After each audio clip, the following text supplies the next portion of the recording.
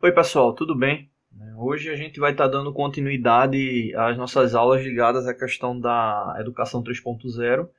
Nesse caso, dando exemplo agora, sobre práticas utilizando a estratégia de territórios inteligentes, Na última aula a gente falou, sobre territórios inteligentes de forma geral e agora a gente vai estar dando um exemplo, de uso de territórios inteligentes, Bom, a primeira etapa para se trabalhar com territórios inteligentes é justamente definir o tema que você vai estar querendo trabalhar. Embora territórios inteligentes ele te dê ao estudante uma amplitude de possibilidades, mas ter a definição do tema é fundamental para que a atividade ela não venha se tornar frustrante. Ou seja, o estudante ele saiba o contexto que ele está inserido naquela atividade. O percurso que ele vai realizar é o grande diferencial, porque ele vai traçar esse percurso, mas o tema ele tem que estar bem retratado. Então, não dá para correr dessa questão de estar definindo justamente o tema. Tá bom? Segundo, identificar os ambientes da escola. Exemplo, vamos supor que eu queira trabalhar com geografia, algum aspecto ligado à geografia, tipos de rochas, por exemplo. E eu venho fazer uma análise sobre os ambientes da escola e eu chego no consenso que o ambiente que eu tenho, que eu possa estar trabalhando com ele, seja um laboratório de informática. Você diz, poxa, mas um laboratório de informática é um território inteligente?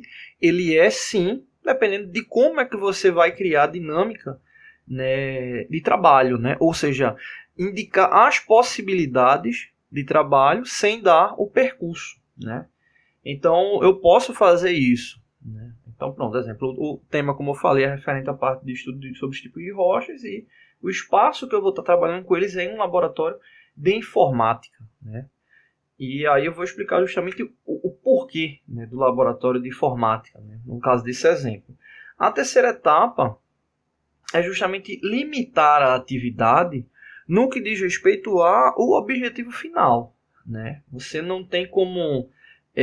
exemplo, o tema que eu quero é esse estudo sobre rochas, mas o que é que eles vão realizar, enquanto etapa final. Então a etapa final ela tem que estar muito bem indicada. Então pronto, quando eu chego para os estudantes eu digo, bom, o trabalho que vocês vão fazer é sobre tipos de rocha e eu quero no final que vocês me apresentem em um modelo diferente de uma apresentação por meio de slides, eu já estou dando um norte para eles. O primeiro ponto normalmente o estudante está muito convencionado à apresentação por meio de slides ou questão de banner, enfim.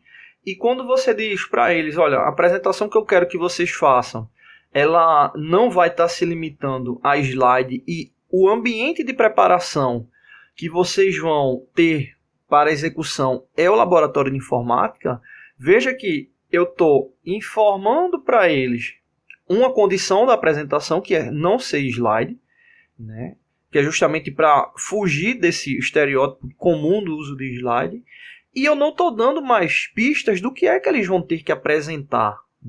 Eles sabem que é uma apresentação, mas assim, o método como eles vão apresentar, se eles vão apresentar gráficos, se eles vão apresentar um tipo de texto, se eles vão pegar algum vídeo, se vai ser planilha, enfim, eu não estou dando a informação para ele é que vai estar elaborando. Exemplo, eles vêm e fazem a apresentação por meio de um mapa mental.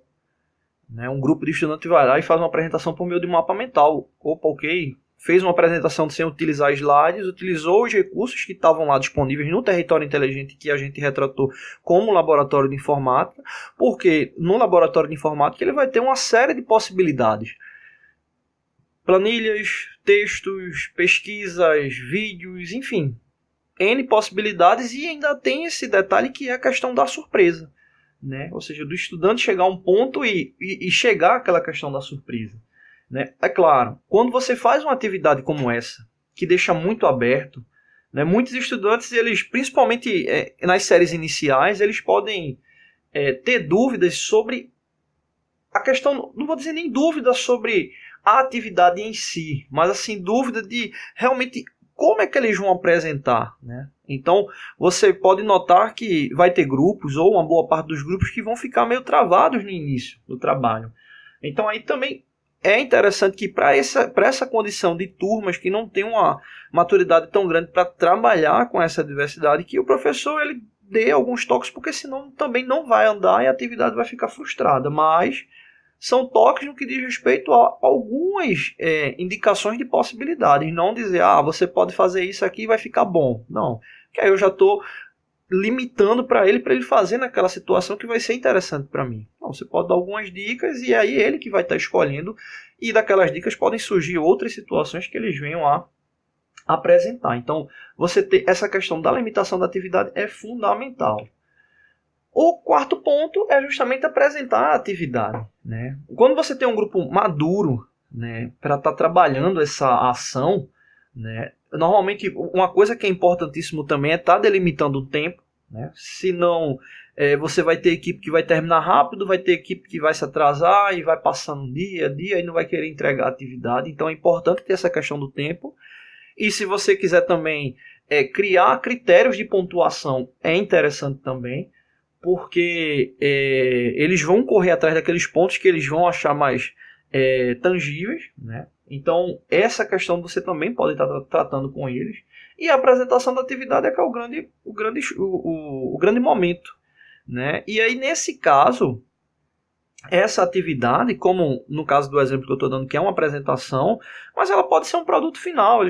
Você pode trabalhar com eles colocando vários tipos de papel, cola, enfim, vários elementos, e eles venham a produzir algo que venha a retratar aquilo que você deseja, né? E aí eles vêm a explicar sobre aquele produto final, qual foi a linha de raciocínio que ele chegou para indicar aquele produto final, né? Então a apresentação da atividade é que é o grande detalhe. Como eu falei, a questão da maturidade da turma é porque um grupo a tendência, o correto era um grupo não ficar se espelhando no outro, não, cada grupo seguir na sua linha de raciocínio, né? Então é algo também importante para o professor pontuar, né? Porque se todos ficarem tímidos e aí um grupo dá o pontapé inicial e todos se espelham pelo aquele grupo, né, a atividade ela fica limitada, né? Então é importante também que o professor ele fica ali monitorando, né? Então é uma atividade que realmente trabalhar com turmas iniciais você vai ter um pouco mais de trabalho, mas é interessante porque favorece o amadurecimento deles, né? E turmas mais maduras, essa questão realmente de estar pontuando, né? Indicando quais são as etapas, né? Critérios de avaliação para poder trabalhar bem com eles. Mas é um trabalho excelente, né? Fazer ações com territórios inteligentes, porque os resultados são, na maioria dos casos, surpreendentes, né? Os estudantes eles normalmente superam as expectativas. Agora, claro, aí vale da questão da maturidade do professor de estar ali, né, mediando bem essas ações, tá bom? Outra etapa, né, é colocar a atividade em prática, né? Colocar a atividade em prática, ela visa justamente o quê? Quando você faz um tipo de atividade como esse, o qual você vai ter uma apresentação, seja como o exemplo que eu dei, né, dos estudantes falarem sobre tipos de rocha ou fazer algum produto, tem o detalhe que é como essa execução ela vai estar ocorrendo, né, do posterior, né? Porque quando cada grupo estiver apresentando ou cada ação que for feita, né, é onde vai ter a mediação do professor para trabalhar bem com eles o que cada grupo extraiu daquela informação e socializar com eles, né? Para não ficar aquela ação de competição forte entre eles, né? No que diz respeito da etapa final, né? E que justamente o conhecimento ele venha a ser socializado e que eles vislumbrem a questão de, poxa, aquele grupo apresentou dessa forma, ficou interessante, o nosso grupo poderia ter feito dessa forma, no nosso grupo foi bom, mas poderia ter melhorado dessa forma, né? Então, eles entenderem a questão da prática enquanto atividade, né? E saber que é uma atividade que, por mais que ela tenha esse caráter educacional, mas é um caráter que é o normal do dia a dia do ser humano, tá bom? Bom, essas informações sobre territórios inteligentes, né, a gente vai continuar trabalhando aí sobre questão da educação 3.0. Não deixe de se inscrever no canal, toda semana tem vídeos novos. Valeu!